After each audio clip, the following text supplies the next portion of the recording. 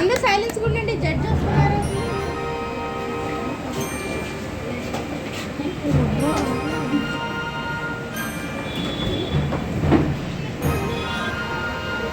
పోలీసులు వచ్చి చెప్పండి కేసు గురించి జడ్జికి.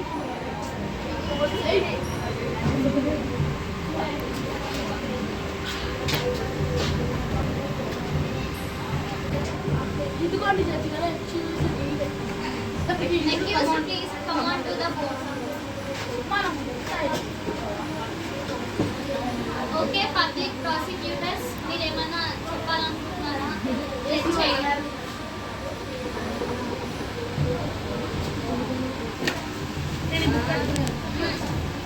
అసలు మీరు ఎందుకు అప్పుడు ఫుట్బాల్ టీంని ఎందుకు అలా కొట్టారు? వాళ్ళు డ్యామేజ్ చేశారు అంతే, కొట్టారు ఇంకా కలిగి అనుకోలేదు.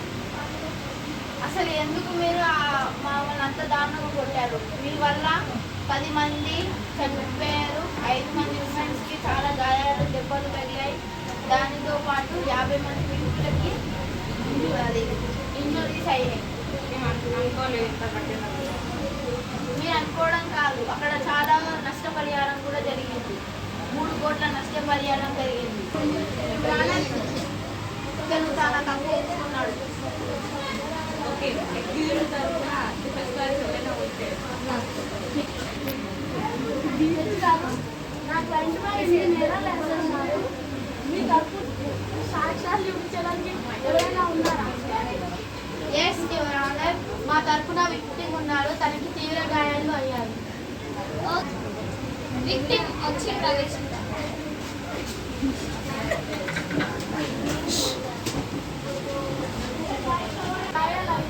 చూడండి, నా చెయ్యి ఇల్లులో కూడా కొట్టారు, చూసుకోండి. మీలో 10 మెంబర్స్ చనిపోయారని నిజమా కదా? నిజమే. హాస్పిటల్లో చనిపోయిన వాళ్ళు హాస్పిటల్ ఎలా ఉంటారు? 5 మంది ఆడవాళ్ళు కూడా గాయాలు పడి హాస్పిటల్లో కూడా ఉన్నారు. హాస్పిటల్కి వెళ్దామా? ఎలా ఉన్నారు చూసేద్దామా? నిజంగా చెప్పండి, ఇది కోర్టు, ఇది నిజంగానే చెప్తున్నాం. నిజంగా ఎందుకు మా క్లయింట్ ని అంత బెదిరిస్తున్నారు? నేనేం బెదిరించట్లేదమ్మా. చెప్పాలి, హృదయం ఏమైనా ఉందా మీకు? నిజంగా గాయాలే కదా సాక్ష్యాలు ఉన్నాయి. మా విక్టిమ్ ఎందుకు అలా బెదిరిస్తున్నాయి? 10 మంది చనిపోయారన్నారు కదా, చూపిస్తున్నాను. మెడికల్ రిపోర్ట్ చూపించండి కదా. కోర్టు ఇది, అది మెడికల్ హరిత కోర్టు. అవును డిఫెన్స్ లాయర్, మేము చూసినట్టు తనకి చాలా దెబ్బలు తీవ్రంగా తాకాయి. 10 మంది చనిపోయారు, చాలా మంది వరకు హాస్పిటల్లో ఉన్నారు అంట. ఎవరైనా చూసిన వాళ్ళు సాక్ష్యం ఎవరైనా ఉంటే ప్రవేశపెట్టేసి రాహిల్ అన్న యువతి గారు అక్షయ్ గారు చూసారు. రాహిల్ గారు ఇక్కడికి రండి.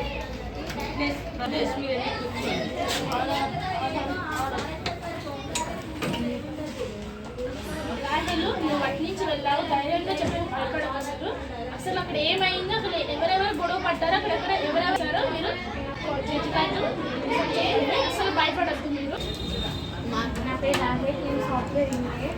నేను ఆ రోజు ఫేస్ ల్యాండ్ నుంచి బస్ మీద వెళ్తుంటే అది ట్రాఫిక్ జామ్ అయింది. ఇట్లా ఏమైనా చూస్తే ఇక్కడ గొడవ అవుతుంది, చాలామంది గాయపడ్డారు. అక్కడ ఎంతమంది ఉన్నారు? చాలామంది ఎంతమంది గాయాలు పడ్డారు? అసలు మీకు ఎందుకు గాయాలు జరగలేదు? అటువైపు వెళ్తుంది. నేను బస్లో అబ్జెక్షన్. నిజంగా మీరు వెళ్తున్నప్పుడు కానీ నిజంగా మీకు ఏమైనా చూసినప్పుడు సాక్ష్యాలు ఏమైనా ఉంటాయా? వీడియో తీశాను. ఎవరైనా సాక్ష్యాలు ఉన్నాయి?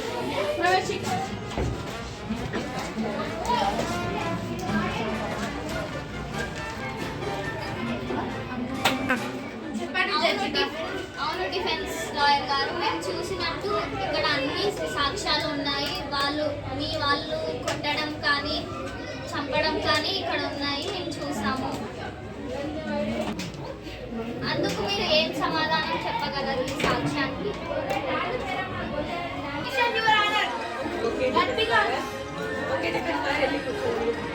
మీరు కూర్చోమంటే నేను కూర్చోమా?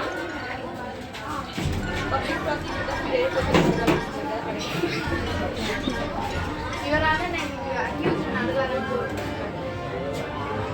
అసలు అక్కడ మీరు ఎందుకు గ్రౌండ్ ఎందుకు అక్యూజ్ అసలు మీరు మా వాళ్ళని ఎందుకు కొట్టాలని అనుకున్నారు?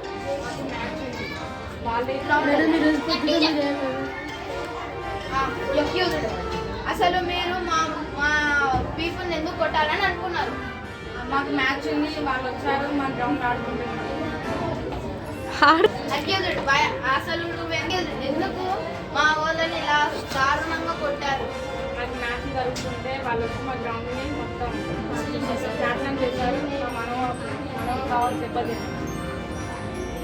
సరే అసలు మీకు అసలు మీరే మీ గ్యాంగ్ అంతా ఎందుకు వచ్చి మమ్మల్ని అంత దారుణంగా కొట్టి హింసించి అసలు ఎందుకు అలా చేశారు? దానివల్ల చాలా మందికి గాయపడ్డారు. మాకు ఫైనల్ మ్యాచ్ ఉంది, వాళ్ళు పాడి చేశారు. మా మా ప్రజలందరూ చాలా గాయపడి హాస్పిటల్లో ఉన్నారు. మీరేమన్నా నష్టపరిహారం సాయం చేయగలరా? అంతా మా లాయర్ని అడగండి. ఓకే పబ్లిక్ ప్రాసిక్యూటర్, మీరు వెళ్ళి కూర్చోండి. మీ టీం నుంచి ఇంకెవరైనా వస్తున్నారా?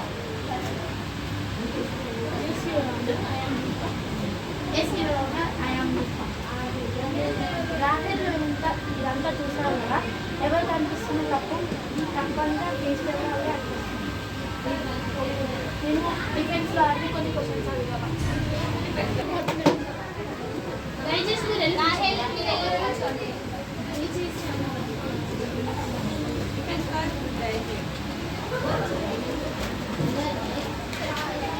డిఫెన్స్ లాయర్ ఇంత నష్టపరిహారం చేశారు కాబట్టి మేము నష్టపరిహారం ఎంత ఇవ్వాలనుకుంటున్నారు? మేమెందుకు ఇవ్వాలి? అసలు నష్టపరిహారం ఇవ్వాలనుకుంటున్నారు.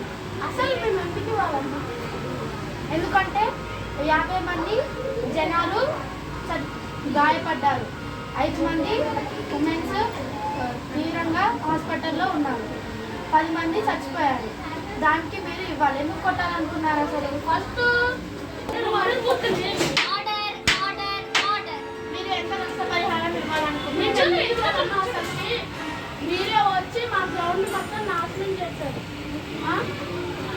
దానికి ఎంత ఇవ్వాలనుకుంటున్నారు చెప్పండి అమ్మా.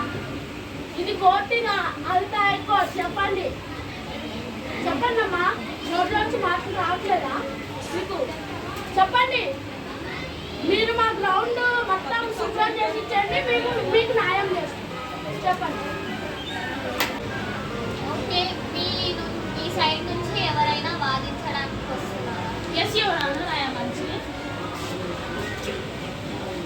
వాదించారు కదా. అప్పుడు ఒక గ్రౌండ్లో అంతమంది కొట్టుకున్నారు అనుకోండి, మీరు అంతలా వాదిస్తున్నారు కదా. కొట్టుకున్నారంటే జూబ్లీస్ టీం ఎందుకు కొట్టారు మీరు అని డౌట్. మేము ఇంకా క్వశ్చన్స్ కూడా వేయలేదు మిమ్మల్ని కదా. మీరు ఎందుకు వెళ్ళి వాళ్ళ టీంని కొట్టారు? మరి మీ వాళ్ళని వెళ్ళి ఇల్లు కట్ట పూల్ చేసి ఇక్కడ అంత దారుణంగా ఎందుకు కొట్టమన్నారు? మీరు ఏమన్నా ఉంటే మీకు ఏమన్నా ఉంటే పోలీస్ కంప్లైంట్ ఇవ్వాలి, కానీ అంతేకాని ఇంత సీరియస్గా తీసుకుని వెళ్ళి మనుషుల్ని కొట్టడం ఇది న్యాయమేనా? మీకు ఏమైనా ఉంటే కోర్టు సింపుల్గా తీసేసుకుని మీరు వార్నింగ్ ఇవ్వడం కాదు. ఇప్పుడు నోరు పడిపోయింది, ఇందాక మమ్మల్ని అన్నారు కదా. ఒకరి క్లయింట్ని అనే ముందు ఒకరి క్లయింట్కి ఏమన్నారో నేర్చుకోండి, అర్థమవుతుందా? ఒకరిని వాదించేసి ఇంకొన్ని అనడం కాదు. తప్పు మీ వైపు ఉంటే మీరు ఏమన్నా పోలీస్ కంప్లైంట్, అంతేకాని వెళ్ళి వీళ్ళని మా టీంని కొట్టేసి మాది తప్పు ఉందని మేము కూడా నిజాయితీస్తున్నాం, కరెక్టే కదా. మీరంతా గ్రౌండ్ పాడైపోయింది అంటున్నారు, కానీ మనుషులు ఇంతమంది దెబ్బలు తిని ఇంతమంది గాయాలు తిన్నారు, కానీ మీరు ఒక్కటైనా న్యాయం చేశారా? న్యాయం చేయండి అని అడుగుతున్నా. మీరు రీజన్స్ చెప్పకుండా ప్రూఫ్స్ చేయాలి, ప్రూఫ్స్ కూడా చూపించాం. మీరు దానికి కూడా ఇంకా రెస్పాన్సిబిలిటీ కాబట్టి ఏమన్నా నోరు పడిపోయింది ఇప్పుడు మాట్లాడడానికి. ఇంకా నోటీస్ పాయింట్. ఓకే, ఓకే, మేము ఇవన్నీ విన్నాక మీరు అందరు వెళ్ళి కూర్చోండి. మేము ఒక 2 minutes డిస్కస్ చేసుకొని ఈ కేసుని చేస్తాం. Next thank you. Okay madam, my lord, నేను ఈ కేసు వాదించి చాలా పెద్ద తప్పు చేశాను. సిద్ధార్థ్ ఆగు. మా క్లాస్ 7th రేపు వెబ్సైట్ పైన ఉంది. స్కిట్టా?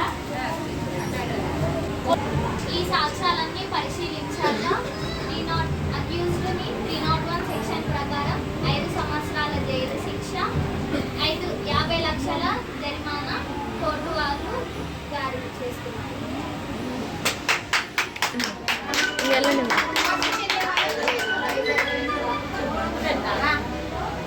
అరే పోలీసులు వచ్చి చేతులు ఏంటి చేసి ఫుట్బాల్లో చీట్ చేస్తావా